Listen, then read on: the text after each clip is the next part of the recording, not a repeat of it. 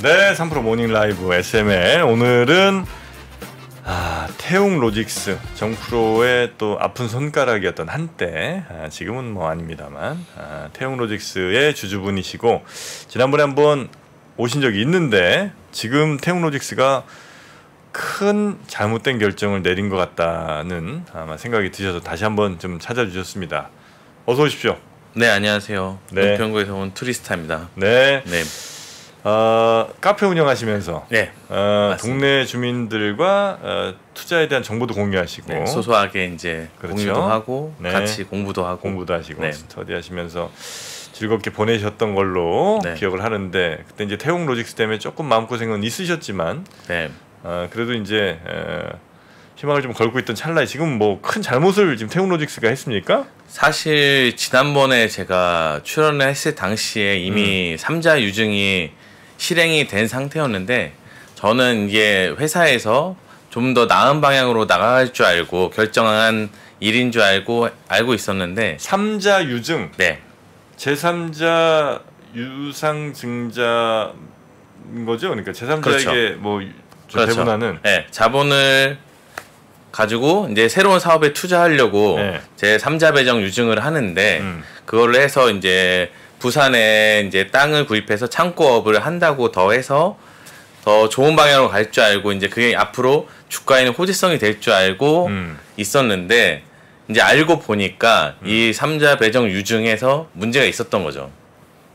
그러니까 이제 태웅 로직스가 3자 배정 유증을 했는데, 그렇죠. 그게 뭐 투자를 위한 혹은 뭐 더 큰 사업을 위한 뭐 액션인가 했더니 그게 아니다. 그렇죠. 뭐예요, 그러면? 그러니까 이게 우선은 제도 문제부터 보셔야 되는데, 저희 나라에서 이제 예전에 CB 발행, 전환사채 같은 거와 이제 유증 같은 게 리픽싱이라고 하는 그 네. 가격을 낮춰가지고 그걸 악용하시는 분들이 꽤 있었어요. 그래서 그거를 제도를 보완하려고 이제 이거를 막기 위해서 가격을 낮았을 때 전환이 낮게 되고, 또 오히려 다시 오르면은 오른 가격으로 상향되는 이렇게 제도 보완을 하려고 이번에 준비한 게 있거든요. 네.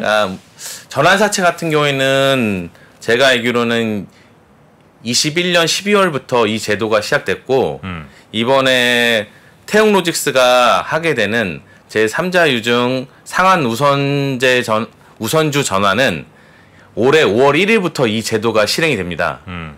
그래서 가격이 떨어져서 전환이 됐더라도 추후에 가격이 올라가면 그 유증된 가격이 다시 올라가게끔 주주들이 피해를 안 보게끔 돼 있는데, 급하게 태웅 로직스에서 5월 1일 전에 4월 27일 날 이사회에서 3자 배정 유증을 결정하게 됩니다. 이전 제도로 적용받기 위해서. 그렇죠. 네. 그게 충분히 자기네들한테 이득이 되게끔 하기 위해서. 네. 이거 이제 아마 주식을 많이 하시거나 뭐 관심 많은 분들은 이제 충분히 다 이해하실 만한 내용인데 조금 어려우실 수도 있으니까. 네. 제가 준비한 자료가 있는데. 뭐 설명 좀 해주실래요? 네, 자료를 보면서 한번 얘기를 드리면, 네. 한번 띄워주시면은 좋을 것 같은데요. 그러니까 제3자 유증에 대해서. 네. 네. 이거는 이제 기사를 보고 제가 내용을 참조해서 가져온 건데, 여기서 보시면은 네, 위에 쪽으로 볼게요. 네, 이건 상환 전환 우선주 RCPS 발행을 추진했는데, 이게 규정이 아래 보시면은, 죄송합니다. 네, 아래 보시면, 네, 이게 5월 1일 날 발행 규정이 되기 전까지는 보시면 전환가가 하향 리피싱만 전환이 되고, 콜옵션도 대주주 지분보다 더 많이 가져갈 수 있는 옵션을 가져가게 돼요. 그 설명 좀 쉽게 하랬더니 더 어렵게 하고 있어. 죄송합니다. 가만히 계세요. 네. 그러니까 이제 뭐냐면, 자, 돈을 빌립니다, 회사에. 네. 회사가 이제 돈을 빌리는 거죠. 네. 회사가 자금이 필요할 때 네. 돈을 이제 투자자들한테 빌리는데, 네. 그 빌릴 때 예를 들어 100억을 빌리는데 이 100억을 빌렸다가 뭐 이자 해서 이렇게 갚기도 하지만, 네. 빌려준 입장에서 더 좋은 조건으로 이 회사에 약간 반투자금 개념으로 돈을 빌려줬다가 얘를 나중에 주식으로 전환할 수도 있는 권리를 주기도 하죠. 그렇죠. 이게 이제 전환사채인 거죠. 네. 그 전환할 수도 있는, 그 주식으로 바꿀 수도 있는 요 권리를 주는 네. 경우가 있는데, 근데 이제 100억을 빌렸으면 그 당시에 주가에 맞춰서 예를 들어 지금 그 주가가 많이 떨어져 있으면 전환을 하면 손해니까. 네.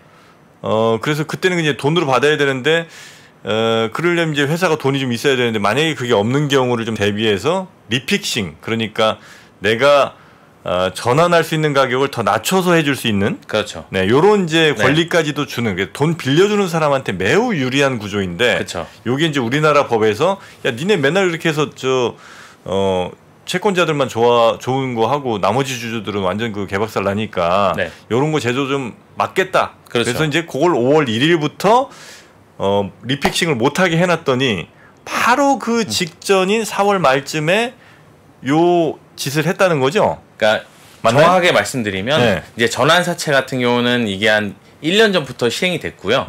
그리고 이번에 전환사채만 하다 보니까 이제 다른 데서도 문제가 있다.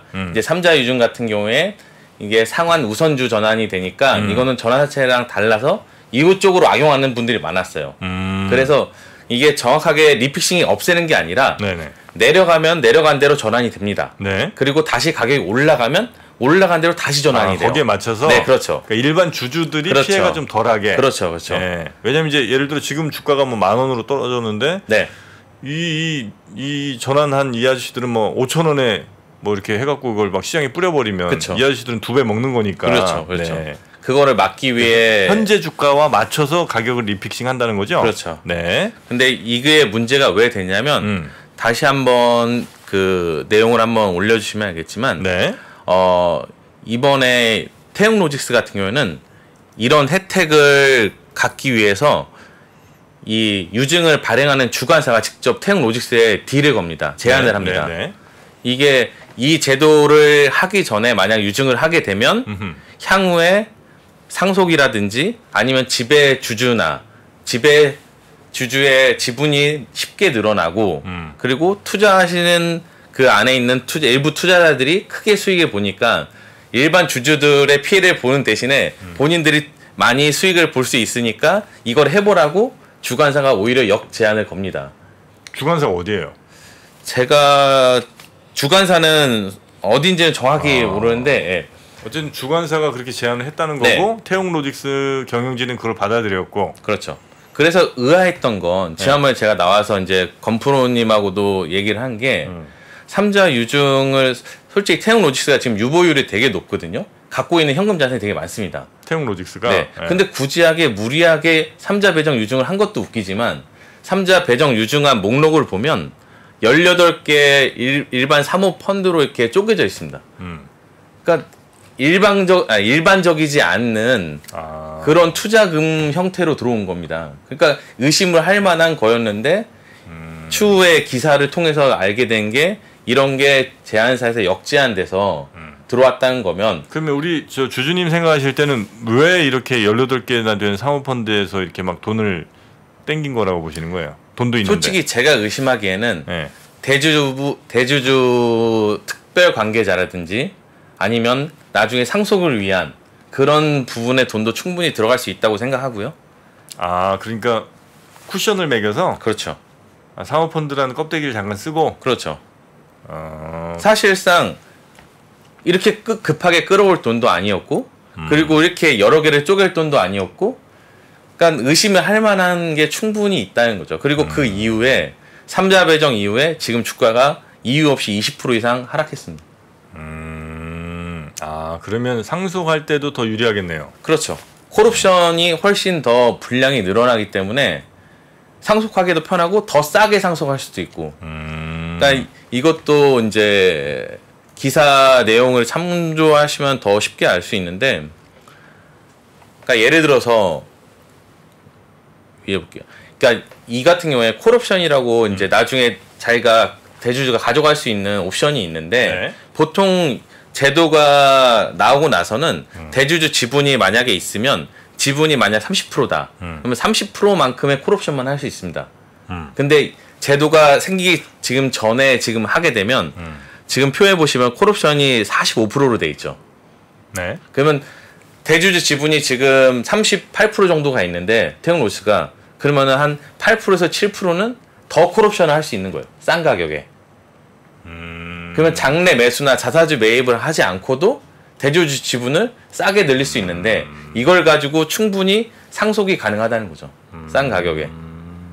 네네. 그래서 물론 제가 지금 되게 열이 받아 되게 흥분한 입장이 되게 있는데 그러니까 어떻게 보면은 일반 주주들한테 피해를 떠넘기고 자기네들만 실속을 차리는 그런 형태로 가고 있는 거죠. 그런 경우가 우리 기업사에 사실은 되게 많죠. 많이 있었죠. 네, 많이 있었죠. 예.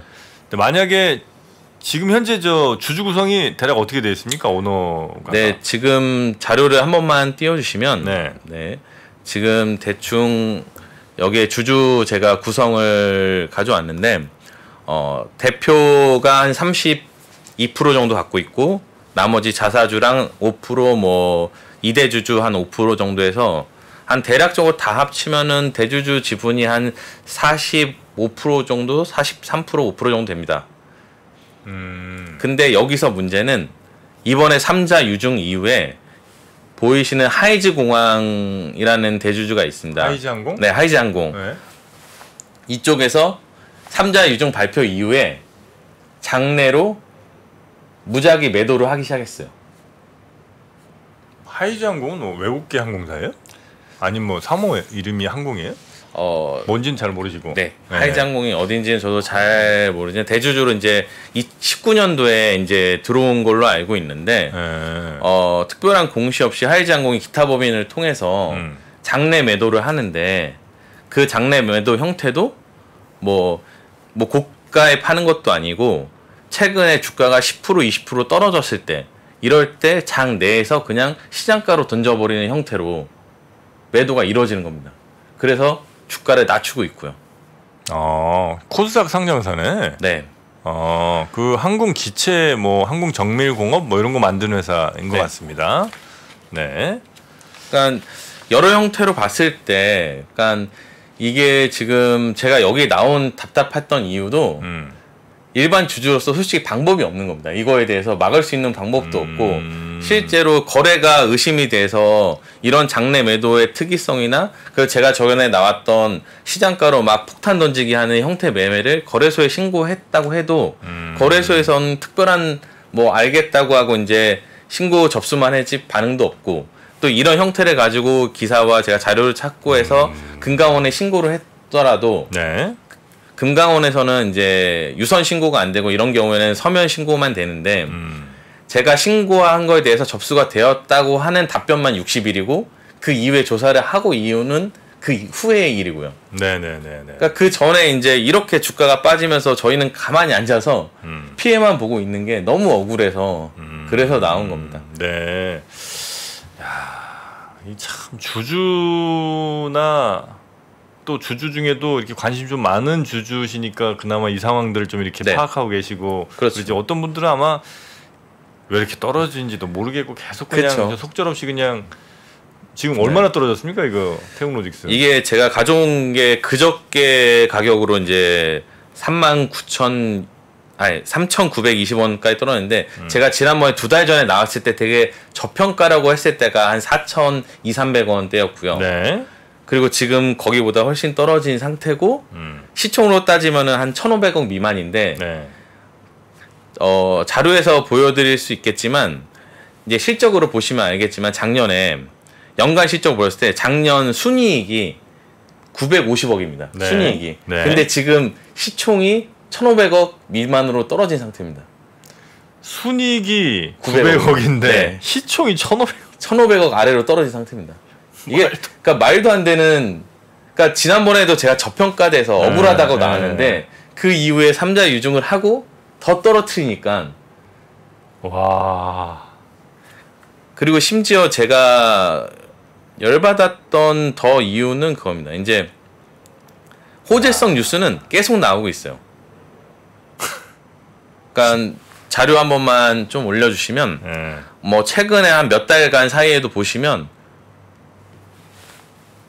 인수도 하고 땅도 사고 역대 최고식 발표하고 시스템 오픈하고 항공이랑 MOU 맺고 정말 좋은 호재성 기사만 나오는데 오히려 반대로 주가는 계속 하락을 하고. 야, 그러니까 너무 열받는 거죠. 아 근데 순이익이 진짜 900억인데 시총이 1,500억이라는 건 너무 황당한 건데. 그럼 지금 이제 뭐 승계 작업 같은 게 이루어지고 있나요? 그러니까 이 전까지는 제가 사업 보고서가 나온 것까지 확인했을 때는 자녀분들의 지분은 없었습니다. 없었는데 이번을 통해서 아마 하려는 의도가 있어 보이니까 저도 약간 그런 의심을 하게 되는 거고. 자녀들이 몇 살이에요? 자녀는 정확하게 모르겠는데 지금 회장님은 이제 60대 초반 정도로 제가 알고 있거든요. 그러면 20대 뭐 중후반 내지 그렇죠. 이제 한 20, 30대로 아마 되겠네요. 네, 딱 그 시기가 된 것도 같고. 그러니까 더 억울한 거는 제가 여기를 공부하고 이제 투자하고 이제 접벽가 됐다고 해서 이제 여러 가지 공부를 한 거가 있는데 이런 이제 뭐 3자 유정을 통한 리픽싱 작업을 한다고 하면 정말 주주로서는 아무것도 손 놓고 그냥 기다리는 수밖에 없는 거라서 답답할 뿐이죠. 그러니까 저도 예전에 이제 다른 중소형주 같은 경우에 리픽싱으로 한 2, 3년을 고생해 본 적이 있어서 정말 이거는 답답하고 이렇게 어떻게 할 수 있는 방법이 없습니다. 야, 근데 진짜 이 정도는 진짜 거의 최고 저평가 아닌가? 지금 여러 그렇죠. 회사들 나왔는데. 네, 심지어 자료 한 번만 더 보여주시면 이거 23년 이제 사업 보고서 내용 중에 하나인데 이제 수주 상황 중에 하나입니다. 여기에 이제 여러 가지 이제 삼자 물류도 하는데 여기 잘 보시면 지금 가장 핫하다고 하는 폴란드 현대 글로비스 수주하고 있고요. 그리고 사우디아라비아 삼성 엔지니어링 수주하고 있는 어떻게 보면 지금 제일 핫하는 재건이나 뭐 방산 수출 이런 데도 맡아서 할 수 있는 삼자 물류 국내 1위 기업인데 이런 데도 그냥 주가는 속절없이 내려꽂기만 하니까 야 900억에 야 이거 진짜 아무리 생각해도 이해를 못하겠네. 그러니까 저로서는 정말 답답할 뿐이죠. 이게 뭐 신고를 해도 뭐 반응도 없고 그렇다고 해서 어떻게 따지서 회사 앞에 가서 이거 뭘 데모를 할 수도 없는 거고. 그러니까 물론 이게 합법적으로 3자 유정을 했다고 하지만 주주 입장에선 굳이 5월 1일 앞두고 급하게 이사회를 열어서 이거를 해서 그 이후에 주가를 이렇게 내릴 이유가 있는지 이유 없이 지금 상속 요거 어느 정도 좀 하고 나면 좀 올라가겠다 그죠? 그러니까 그런 거는 있을. 그러니까 시기가 지나면 어쨌든 뭐 이분들도 이유가 있으니까 이걸 했지 않습니까? 그러니까 뭐 나중에 올릴 수는 있겠죠. 근데 그때까지 주주는 그냥 아무 이유 없이 기다려야만 되는가? 그리고 지금 만약에 목표가까지 리픽싱을 하게 된다면 지금 가격보다 한 15% 정도 더 내려갑니다. 진짜요? 네. 그러면은 가만히 그걸 보고만 있을 수밖에 없어요. 와, 그러면 시총 한 1,300억 되겠네. 그렇죠. 그리고 차라리 한 번에 또 내려갔다 올라오면은 짧게 기다리기라도 하는데 이게 3개월마다 전환이 됩니다. 가장 빠른 게 8월 5일이고 계속. 네, 그 만약에 이 사람들이 그 길게 한 1년 동안 잡고 있다 그러면 1년 동안 올라가지도 않고 계속 내려갈 수밖에 없는 게 이게 리픽싱 작업하는 소형주들의 정말 큰 피해이기 때문에 야 이건 어떻게 방법이 없나 근데? 그러니까 사실 올 초만 해도 이제 금강 원장 뭐 이복형 원장님이 막 나와서 언론에 나와서 리픽싱 조작 이거 철저히 단속하겠다 막 이런 말씀까지도 했어요. 그래서 설마 지금 이제 이런 분위기에 이런 것까지 하겠나 했는데 이렇게 대놓고 할지도 몰랐고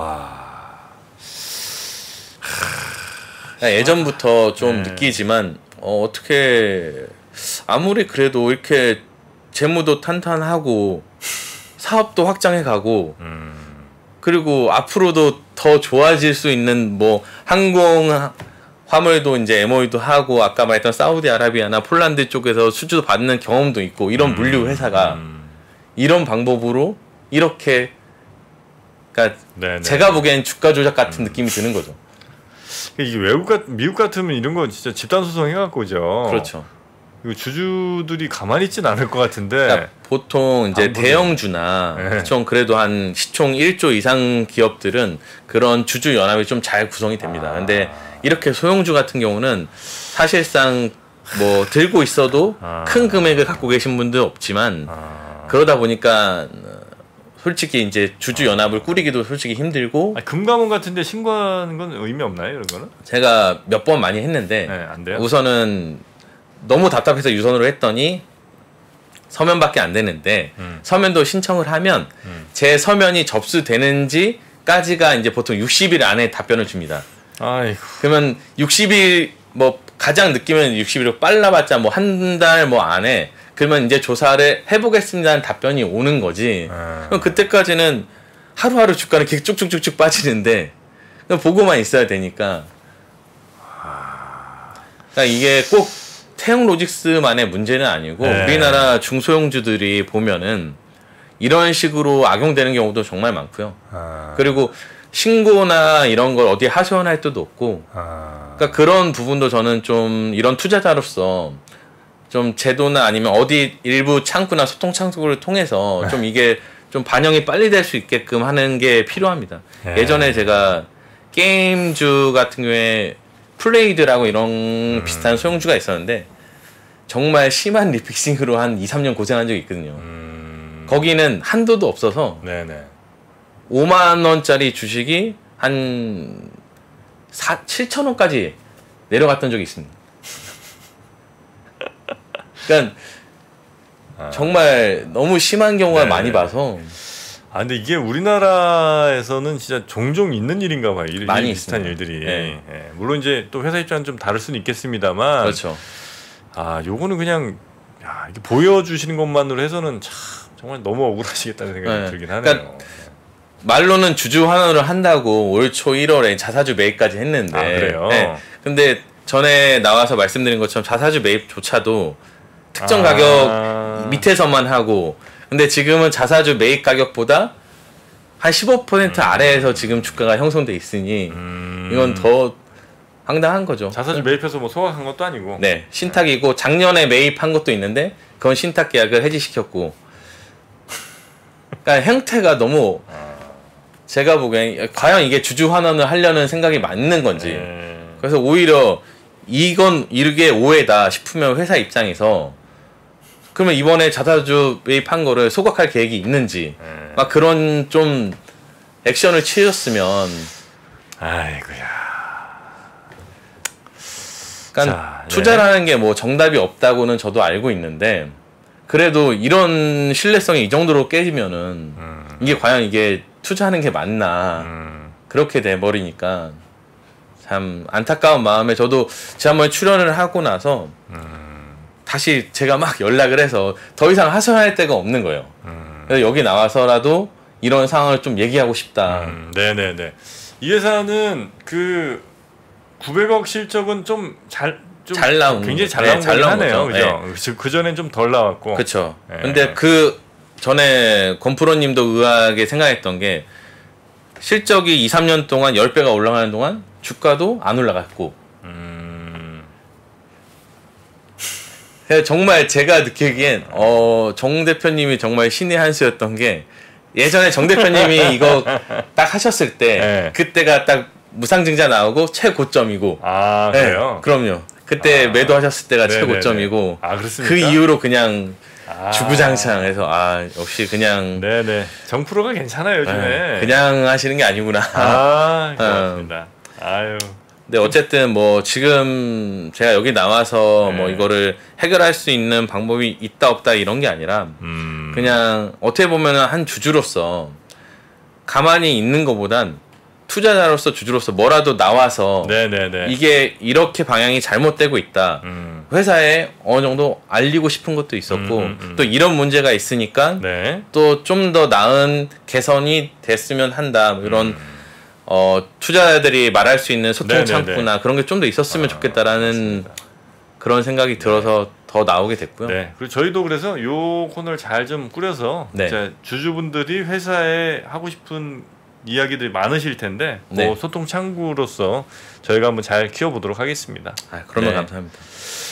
근데 너무 좀 그러니까 이게 안 좋네. 보고 있으면 계속 열이 나서 막 이게 근데 사실 뭐 이런 것도 이런 거지만 호가창을 보고 있으면 더 열받는 게 제가 말씀드린 것처럼 정말 대놓고 막 폭탄 매도를 던진다거나 아니면은 이런 식으로 이제 주주를 더 열받게 하니까 이렇게 오해가 쌓이고 또 어떻게 보면 회사의 믿음이 점점 사라지게 되는 거죠. 네, 그러니까 네. 겉으로 보고 사업 보고서를 보고 재무를 보고 그러면 너무나 좋은 회사고 너무나 잘 확장하고 있고 이런데 왜 우리는 투자를 했는데 여기에 대해서 피해를 보고 있는가?